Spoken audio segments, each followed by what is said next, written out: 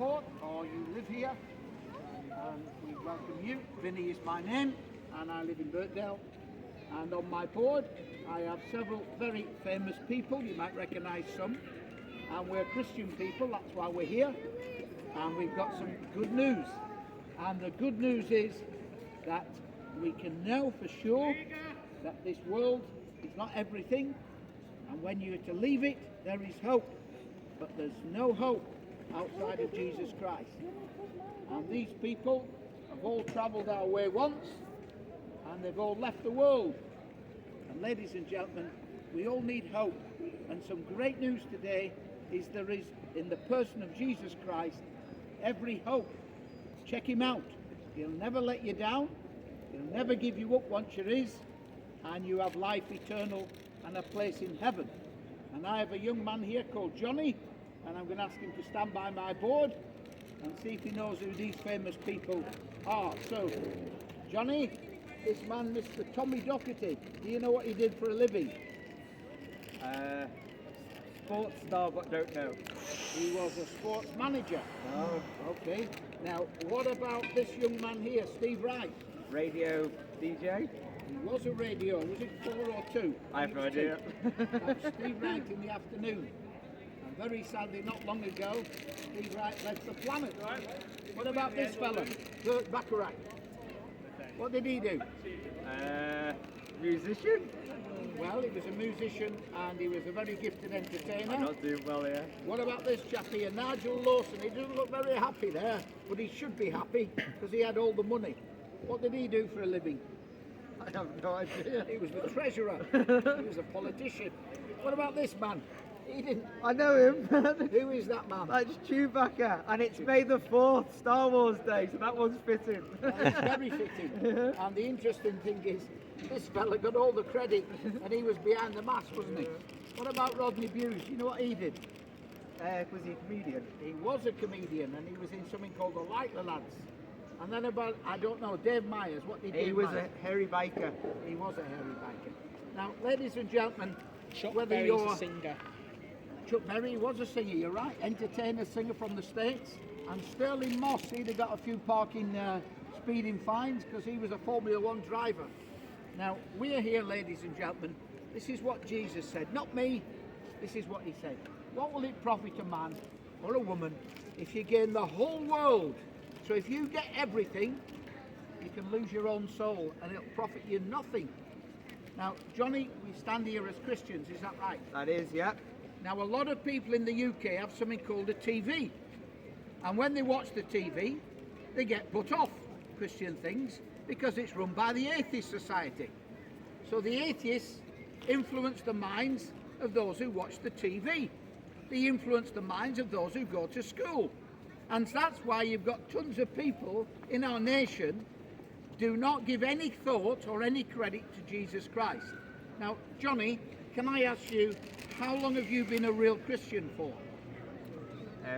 So since I was 18, so maybe about 15 years. Okay, so 15 years, and you're 18, you were brought up in this area. Yeah. What were you like, Johnny, before you were a Christian? Were you a nice guy, or were you a bit of a thug, or what were you like? Probably somewhere in the middle. I was just, the things I loved was, I liked Liverpool FC. I was probably chasing what most people walking past was chasing. But I was probably just in the middle in between it. Okay. Now, Johnny, you were invited in your 20s as a student to a meal. Yeah. But it wasn't just a meal. Tell us what you heard that day. When I was 18, so I wasn't quite 20s yet, I got invited to something called Christianity Explored. And I went because there was free up food. That was my motive. I went for the food. But the challenge was, have you ever actually looked into this before? Have you ever actually questioned, is it true or false? Have you ever looked at who Jesus was? And I had presumed that I knew it and it wasn't for me. I had never actually gone, is this true or false?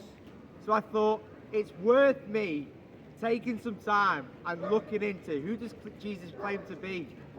What does he claim to have an effect on my life? And is it true or false? So that was the question that I was exploring. So, Johnny, you're from Liverpool. Well, Burscough. Burscough, and you were in your 20s as a student. 18. or you're 18, before your 20s, and somebody put to you the question, is this true? Yeah. But before you consider whether it was true, you were deciding it wasn't true. I had decided that I'd never actually asked the question. Okay. Now, when you began to think about the Christian life and what Jesus taught, how did that make you feel? I was looking at for the first time as seeing Jesus calm the storm. I was seeing Jesus raise people from the dead, heal the sick, forgive people from their sins. And he was not claiming just to be a good man. He was claiming to be God in the flesh. And he was predicting his own death and resurrection. So it was sound like a man that was in complete control. And ultimately the big test was, did he rise from the dead or not? Because he definitely died. Yeah. And then if he's risen from the dead, he proves that he says who he is. Now, he said he'd rise from the dead. Yep. And there's tons of evidence to say he did. The atheists don't like that because they're not willing to consider it, most of them. But Johnny, you're saying that he's actually changed your life. Yep. Now, when you say he's changed your life, Johnny, and you're only 18 or 19, what do you actually mean? So at that point, that again, in that purpose, I suddenly was put in front of me that I was living my life for me. And if I died at that point on that day, I would rightly have gone to hell because I wasn't living a good life. I was living with me in charge, saying, I'm in charge, not you, God. And the way I lived, the way every thought and action I ever did showed that. But at that moment, when I realised I wasn't good, the Christian message suddenly made sense because Jesus came to rescue naughty boys, not perfect people. And I was a naughty boy, needed rescuing. All right. Now, Johnny, you work in mental health, I understand that. Why do you think it's important that people think about the Christian faith? I mean, why don't the Muslims have it right? What about the Hindus? What about the atheists? They believe, don't they? The atheists have a belief. Why are they not right? Why is Jesus right? Okay, so why don't I follow Islam or be a Buddhist or a Hindu or an atheist? Well, my answer to that is there's only one that's actually claimed to conquer the grave. Muhammad is dead and in the grave. They march round him doing a pilgrimage every year, so he can't really help you. Buddha is dead and in the grave, so he's not got an answer to the grave either. Darwin is dead and in the grave, so he's not got an answer for the grave, where Jesus has died and conquered the grave, so he can speak about death. He can speak what happens next, because he's conquered the grave. So that's why I would choose Jesus over anything else.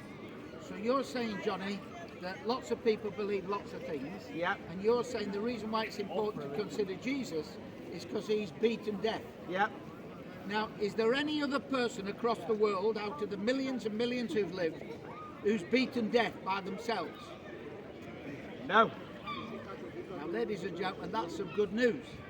The one who came from heaven, the Lord Jesus, who loves you, came to die on a cross for people like Johnny and people like me and people like you. And if you put your faith and trust in him, he gives you life eternal. Now, most people will miss it. There is not one atheist in hell. There's not one. Because when you leave this world, you meet the God who made this world. That's what Jesus taught. Now, Johnny, tell us what you prayed the day or time you became a Christian. I don't know the exact words, but I know I was just asking Jesus to come into my life and to rescue me from my life, my sin, and to be my Lord. And he's done that for you? He's done that for me. If I died today, at this moment, I would be in heaven. But it's not because of me. If it was about my actions, I would be guilty before the throne of God. But it's because Jesus has taken all my punishment for me. He has paid for my sin, and he has conquered my grave. Now, Johnny, let's say I stole things, which I did. Can he forgive that if I've stolen? He can take the full punishment for that. What if I'm a person who shouted at my mum? He can, yeah. What about if I'm a person who's got into fights? Yeah. Or falling out? Yeah. Can he forgive that? He can forgive that. What if I'm 100 years old and I've never been forgiven? Can he forgive me today?